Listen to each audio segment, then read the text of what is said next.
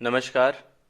आज मैं आपके सामने प्रस्तुत हूँ एक समाचार लेकर, एक ज़रूरी समाचार।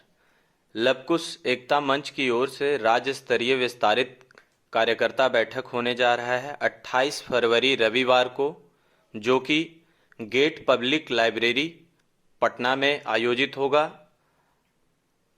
इसके विषय में हमारे माननीय पूर्व विधायक श्री सतीश कुमार जी ने कुछ कहा है। अब आप उसको सुन सकते हैं। धन्यवाद।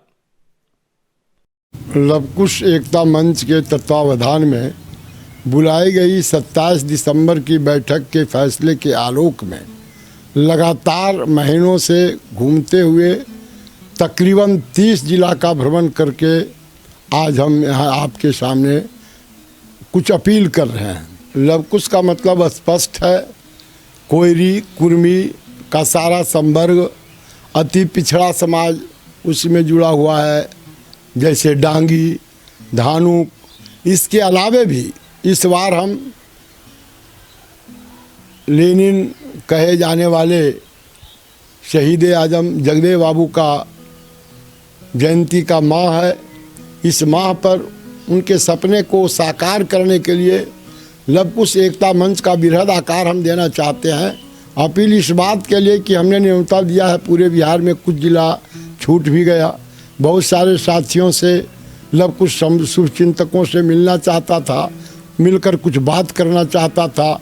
आपको निमंत्रण 28 तारीख को होने वाले कार्यकर्ता विस्तारित बैठक में न्योता देने के लिए मैं चाहता था, लेकिन नहीं मिलने की वजह से, समय की किल्लत के कारण जितना मिलना चाहिए था उतना मिल नहीं पाए।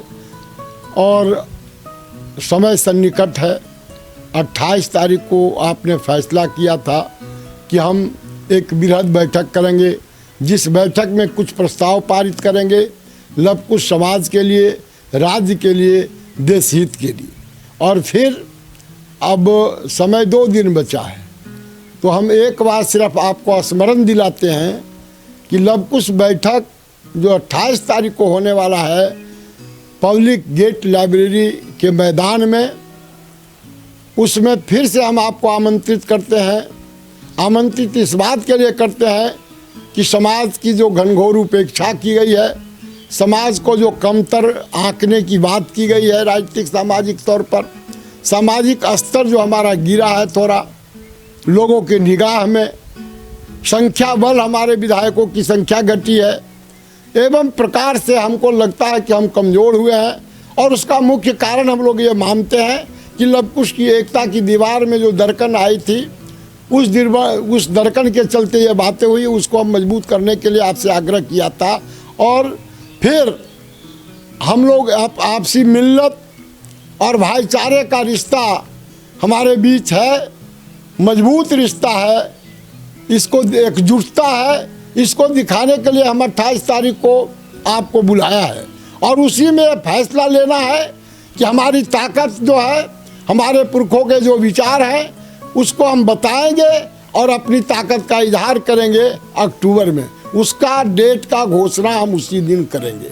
संयोग कुछ ऐसा है कि एक तरफ हमारे समाज की राजनीतिक हैसियत घटती चली जा रही है, एकता टूटती हुई चली दिख रही है, और राजनीतिक दखलंदाजी भी घट रहा है, राजनीतिक सामाजिक हमारी उपेक्षा बढ़ रही है। इसी बीच कल जो घटना घटी, मैं अचानक सोनपुर में बैठक करके लौटा तो न्यूज़ देखने के लिए बैठा, तो न्यूज़ में तुरंत एक ऐसी बात हुई, ऐसा खबर मिला कि अभी तक मैं सन्न हूँ।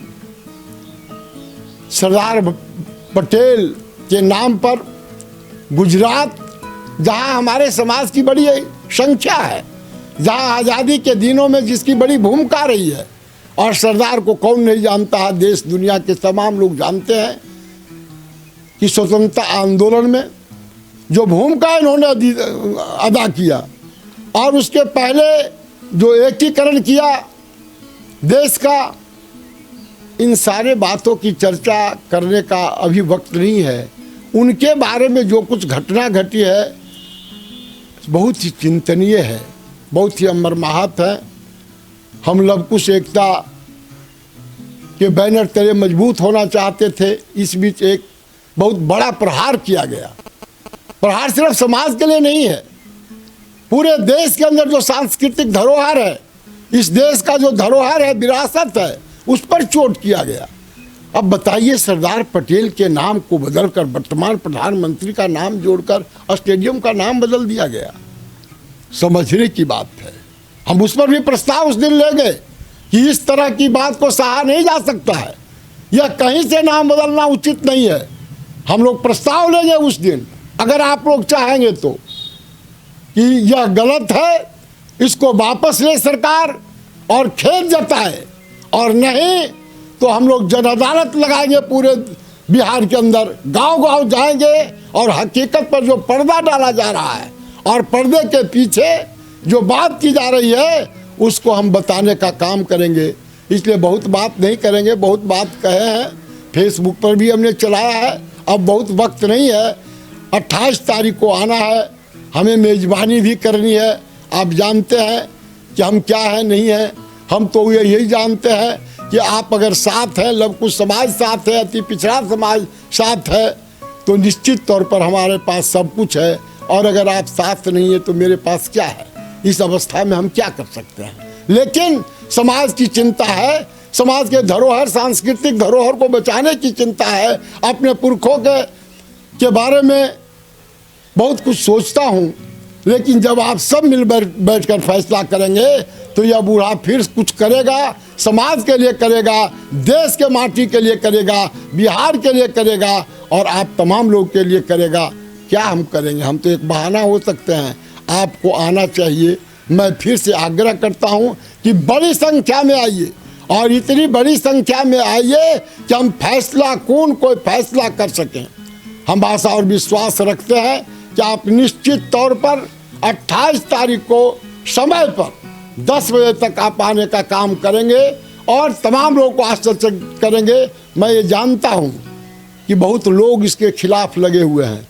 लोग कहते हैं कि सत्ता के खिलाफ है। मैं सत्ता के खिलाफ नहीं हूँ, न किसी के पक्ष में हूँ, न किसी के विपक्ष में हूँ, लेकिन अपने पुरखे के विरासत को बचाना चाहते हैं, उसके संस्कृति को बचाना चाहते हैं और उनके विचारों के तरंग पर चढ़कर नया देश और नया बिहार बनाना चाहते हैं। इसलिए आइए हम सब मिलजुल कर एक नया राह की ओर बढ़े। इन्हीं चंद बातों के साथ एक बार फिर अपील करते हैं। आज बहुत कुछ कहने की इच्छा नहीं है। कल से जब से मैं सुना हूँ कि हमारे पुरखों पर आघात प्रतिघात किया जा रहा है, भारतीय संस्कृति को तोड़ा मरोड़ा जा रहा है, उस समय से मैं बोलने की स्थिति में नहीं हूँ। इसीलिए हो सकता है कुछ आज गलत भी मैं बोल गया हूँ, कम बोल गया हूँ। आप हमारा निमंत्रण फिर से स्वीकार कीजिए, आइए और मजबूत देश का संस्कृति मजबूत बनाने के लिए, बचाने के लिए एक बार संकल्पित होइए। बहुत बहुत धन्यवाद।